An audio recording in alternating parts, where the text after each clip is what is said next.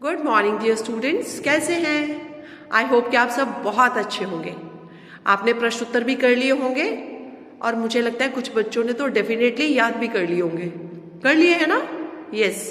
तो बच्चों, हर पार्ट में प्रश्न उत्तर के बाद हम मूल्यपरक प्रश्न करते हैं ना, वैल्यू बेस्ड क्वेश्चंस, जिसमें आपको कोई भी सिचुएशन दी जाती है और आपको अपने विचार लिखने हैं कि अगर आप इस स्थिति में फंस जाओ या कभी आपको किसी विषय पर आपको ब्रेनस्टॉर्मिंग करनी पड़े तो आप कैसे लिखोगे, अपने हिसाब से आप उस समस्या का समाधान कैसे ढूंढोगे या आपके अपने क्या विचार होंगे। तो आज का मूल्यपरक प्रश्न है कि क्या समाज में अमीर गरीब छोटे बड़े सभी का अपना अलग महत्व है? ऐसा है? आप देखते हैं ना, समाज में कुछ लोग बहुत अमीर हैं, कुछ गरीब हैं, उसी के आधार पर उन्हें छोटे बड़े माना जाता है। तो क्या उनका अलग अलग महत्व है?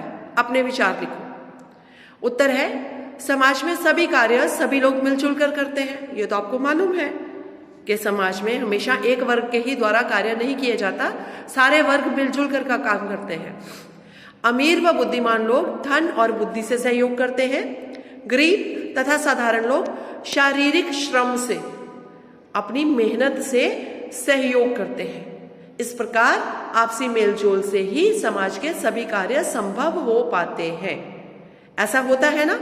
मान लो कोई भी ऑर्गेनाइजेशन है, जो अमीर लोग हैं उसमें अपना धन और बुद्धि इसका सहयोग देते हैं कि कैसे संस्था काम करेगी, और जो साधारण लोग हैं, जिनको आप छोटे लोग तो हमें नहीं कहना चाहिए, लेकिन जो साधारण लोग हैं उस संस्था का निर्माण कैसे करेंगे, तो वो अपने शारीरिक श्रम से ही ये सारे काम करते हैं।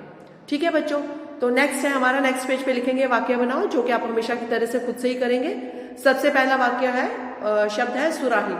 सुराही का वाक्य बनाएंगे। हम गर्मी में पानी सुराही में रखते हैं या हम गर्मी में सुराही का पानी पीते हैं। आप कुछ भी वाक्य बनाइए, but you have to use this word, okay. दूसरा, अमीर, मेरे पिताजी अमीर व्यक्ति हैं, कुछ भी लिख सकते हैं। गर्मी, गर्मी में क्या लिखोगे? गर्मी में मुझे आइसक्रीम खाना पसंद है, कुछ भी लिखिए, ठीक है। नंबर 4, समाज। समाज में कई वर्ग के लोग रहते हैं। नेक्स्ट है सुंदर, सुराही बहुत सुंदर थी।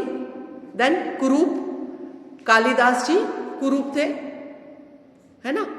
अब नेक्स्ट पेज पे लिखेंगे रचनात्मक लेखन। इसमें आपको क्या करना है? सुराही के विषय पर कविता लिखनी है। कुछ भी कविता बनाइए, लेकिन कविता में आपको जो मेन चीज फोकस करनी होती है, दैट इज राइमिंग। मतलब उसके जो एंड के शब्द होते हैं उनको मिलता जुलता होना चाहिए। इंग्लिश में जिसको आप राइमिंग वर्ड्स बोलते हो ना,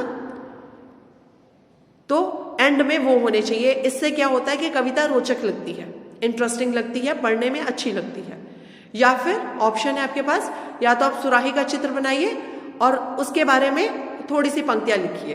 कुछ भी लिखिए कि हम गर्मी में सुराही का प्रयोग करते हैं, सुराही का जल शीतल होता है, कुछ भी लिखिए, लेकिन कुछ पंक्तियां that you have to write your own. ठीक है बच्चों, तो ये काम आप अपनी कॉपी में कर लीजिए, साथ साथ काम को याद करना भी मत भूलिए, ओके।